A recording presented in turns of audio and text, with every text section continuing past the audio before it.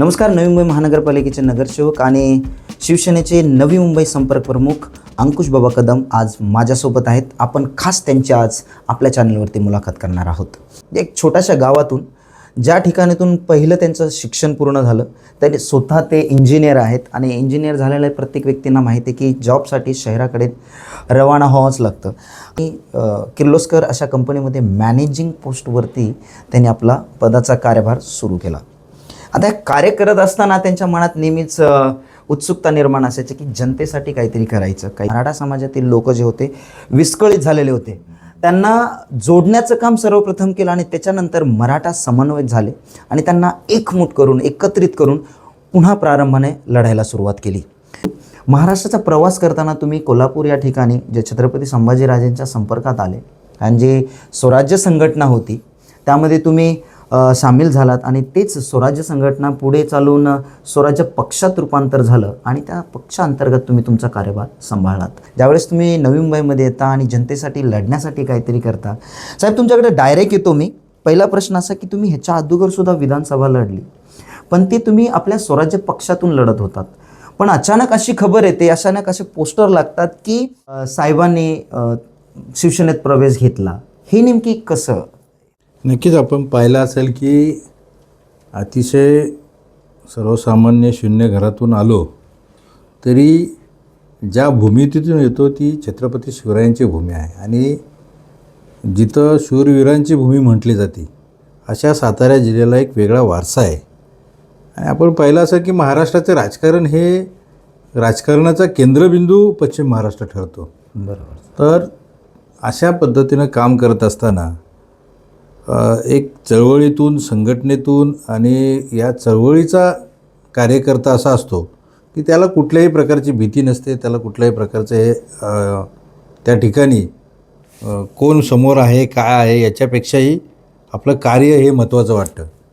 आणि असं असताना स्वराज्य पक्ष छत्रपती संभाजीराजे हे माझे नेहमीच दैवत राहणार आहेत आणि त्यांच्या आशीर्वादाने कायम छत्रपतींच्या विचाराचं काम करण्याचं मी काम करत राहीन.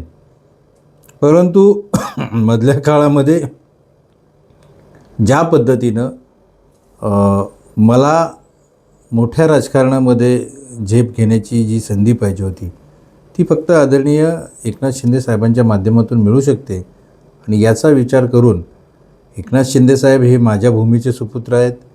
एकनाथ शिंदे साहेब हे लोकांच्या ज्या पद्धतीनं लोकनेता म्हणून त्यांची ओळख आहे आणि त्याच पद्धतीनं त्यांच्याकडं बघून मी शिवसेना पक्षामध्ये प्रवेश केला.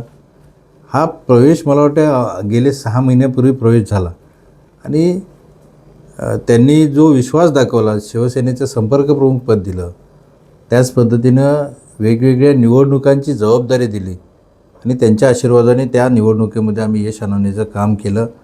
आज आपण पाहिलं असेल की सातारा असू द्या, नवी मुंबईमध्ये असू द्या, त्याच ताकदीची लढाई लढण्याचं काम आदरणीय एकनाथ शिंदे साहेबांच्या माध्यमातून केलं. कमी दिवसात तुम्ही एवढी प्रसिद्धी मिळवली, कारण तो सर्व आशीर्वाद जो आहे तो जनतेचा आहे. तर आपण पुढील प्रश्नाकडे येऊया. माझ्याकडे प्रश्न आहेत तुमच्यासाठी खास. संपर्क प्रमुख पदाने नवी मुंबईत तुम्ही जे झंझावात सुरू केलात आणि दुसरीकडे साताऱ्यामध्ये सुद्धा जे शिवेंद्रराजेंच्या बालेकिल्ल्याला धक्का दिलात, हे तुम्ही कसं जमून आणलात सर? बघा, माझी लढाई ही गोरगरीब जनतेतल्या तरुणांसाठी आहे. माझी लढाई ही प्रस्थापितांच्या विरोधात विस्थापितांची लढाई आहे. आणि जिथं जिथं विस्थापित असतील, जिथं जिथं ज्यांना मोठ्या हुकुमशाही असतील, मोठे प्रस्थापित नेते असतील, तिथल्या जनतेचा आवाज दाबण्याचं ज्यांनी काम केलं त्यांच्या विरुद्ध अंकुश कदमची लढाई आहे. त्यामुळं इथंही असू द्या, आज गेले पाहिलं असेल की ज्या पद्धतीनं स्वयंघोषित शिल्पकार म्हणून स्वतःला घेतात आणि त्या शिल्पकारांच्या विरुद्ध आम्ही पाहिलं आहे की इथल्या जनतेने त्यांची लॉबी सोडलं तर कोणालाही न्याय भेटत नाही आहे. बरोबर. आणि म्हणून त्या जनतेचा आवाज बनण्याचं काम आदरणीय एकनाथ शिंदे साहेबांच्या माध्यमातून मिळालं. त्याच पद्धतीनं त्या साताऱ्याचीही परिस्थिती आहे आणि त्या साताऱ्यामध्ये अशीच परिस्थिती आमच्या की वर्षानुवर्ष 15-20 वर्ष तिथं आमदार म्हणून त्या ठिकाणी मंत्री म्हणून राहिलेले जे व्यक्ती आहेत त्या लोकांनी या जनतेचा कधी विचार केला नाही. तिथली जनता अक्षरशः नोकरी धंद्यासाठी पुन्हा मुंबई या ठिकाणी येते. बरोबर. तिथले तरुण आज गावाच्या गावं ओस पडलेत. त्या गावांमध्ये स्मशान शांतता आहे. वयस्कर लोक सोडली तर कोणच नाही आहे. आणि फक्त रस्ता सभामंडप टाकायचा, त्याच्यातून टक्केवारी खायची आणि त्याच्या पलीकडं कुठलंही विजन नसणारं काम आजपर्यंत त्यांनी केलेलं नाही आहे. आणि म्हणूनच या जनतेला साथ देण्यासाठी मी साताऱ्याच्या जनतेला व्हिजन दाखवण्याचा प्रयत्न करतो आहे. आदरणीय एकनाथ शिंदे साहेबांच्या माध्यमातून आपण काय करू शकतो हे दाखवण्याचा प्रयत्न करतो आहे. आणि त्याची खऱ्या अर्थाने आम्हाला जनतेनं साथ दिली आणि साताऱ्यामध्ये 15 वर्षाचा बुरुज आम्ही उद्ध्वस्त केलेला आहे त्या ठिकाणी. पुढील प्रश्न आहे की विस्थापित घरातून येऊन प्रस्थापितांना अंगावर घेत आहे.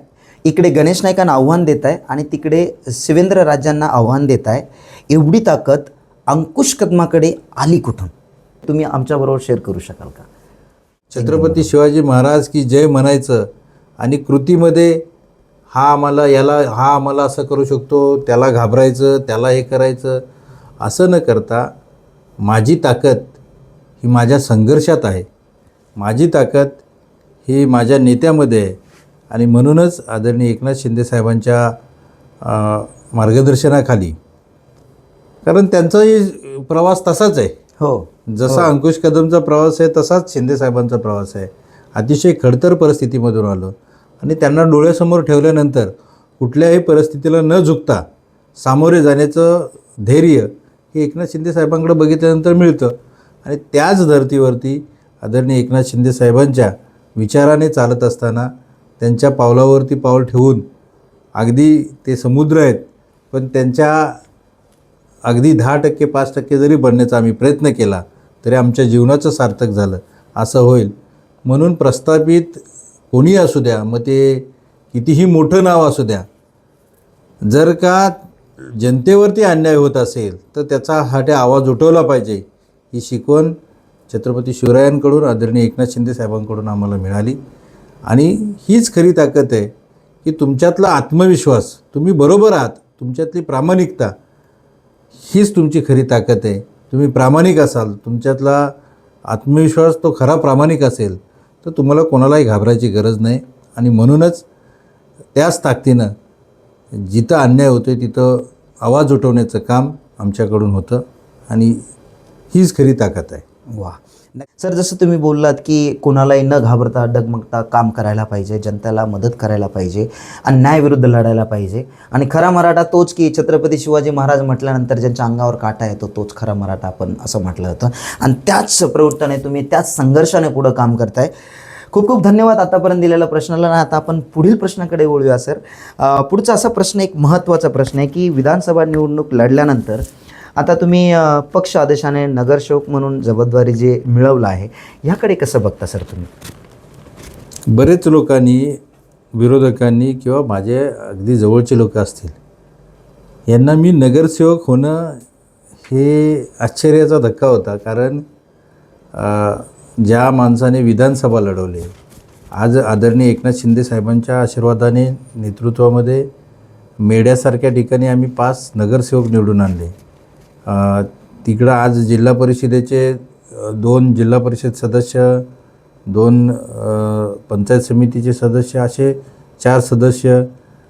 इथे नवी मुंबई महानगरपालिकेमध्ये आपण 42 नगरसेवक आदरणीय एकनाथ शिंदे साहेब असतील, आमचे आदरणीय नरेश म्हस्के साहेब असतील, यांच्या नेतृत्वामध्ये आम्ही ही सगळी लढाई केली. आणि इतकं चांगलं यश आल्यानंतर जो माणूस आमदारकी लढतो तो नगरसेवक कसा, असा प्रश्न बरेच लोकांच्या मनात पडला. परंतु ज्यांच्यावरती आपण पूर्ण विश्वास ठेवतो ते आमचे नेते आदरणीय एकनाथ शिंदे साहेब यांनी सांगितलं की तुम्हाला त्या सभागृहात जायला पाहिजे, कारण त्या सभागृहातला आवाज हा जनतेचा आवाज म्हणून तुम्ही त्या ठिकाणी गेलं पाहिजे. मला असं वाटतं शिंदेसाहेब असतील, देवेंद्र फडणवीस साहेब असतील, मुख्यमंत्र्याचे उपमुख्यमंत्री झाले म्हणजे ते काही छोटे झाले नाही, त्यांचं कार्य छोटे होत नाही आहे. मी त्यांच्यापेक्षा अतिशय शून्य आहे. आणि असं असताना मला नगरसेवक व्हायला काही हे नाही आहे, परंतु साहेबांच्या आदेशाच्या पुढे मी काही नाही आहे. साहेब जो आदेश देतील तो पाळायचा आणि ते खरं करून दाखवायचं. त्या कसोटीवरती आपल्याला खऱ्या अर्थानं उतरवायचं.